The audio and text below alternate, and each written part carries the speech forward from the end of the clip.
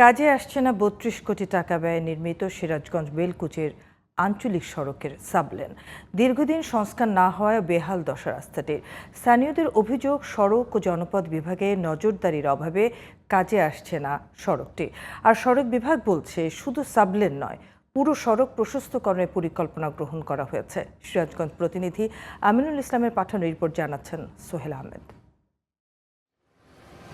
সিরাজগঞ্জের তাঁতশিল্প সমৃদ্ধ এলাকা বেলকুচি ও এনায়েতপুর। এসব এলাকার উৎপাদিত পণ্য দেশের বিভিন্ন অঞ্চলে পরিবহনের সুবিধার জন্য জেলার সৈয়দাবাদ থেকে এনায়েতপুর পর্যন্ত আঞ্চলিক সড়কের পাশে 2014 সালে 32 কোটি টাকা ব্যয়ে 19.8 কিলোমিটার সড়ক সংস্কার ও সাবলেন তৈরি করে সড়ক ও জনপথ বিভাগ।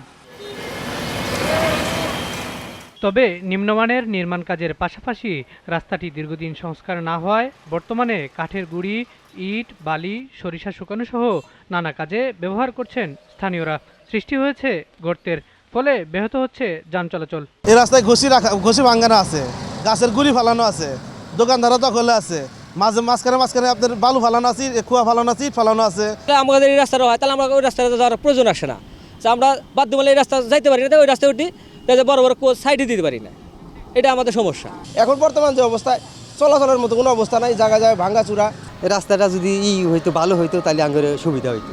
আঞ্চলিক এই সড়কটি পাবনা পর্যন্ত মহাসড়ক করার জন্য ডিপিপি করে প্রকল্প অনুমোদনের জন্য মন্ত্রণালয়ে পাঠানো হয়েছে বলে জানিয়েছেন সড়ক ও জনপথ বিভাগের এই প্রকৌশলী। সিরাজগঞ্জ থেকে এনায়েতপুর হয়ে আমরা কুইজরি এবং ওদিকে হলো বেড়া, সাতিয়া, মাতপুর, এটা একটা আমরা কানেক্টিভিটি আমরা কাজ করতেছি। আমরা এখানে একটা প্রকল্প আমাদের বর্তমানে আমাদের হাতে নেওয়া হয়েছে, এটা আমরা অনুমোদনের জন্য পাঠিয়েছি। এটা এই প্রকল্পটা হয়ে গেলে এই যে সড়কটার কথা বলতেছি এই সড়কটাকে আমরা 34 ফিট প্রশস্ততায় উন্নীতকরণ করে ফেলব। সাবলেনটি দ্রুত সংস্কার করে যান চলাচলের উপযোগী করবে সড়ক বিভাগ, এমন প্রত্যাশা স্থানীয়দের। Sohel Ahmed, GTV news.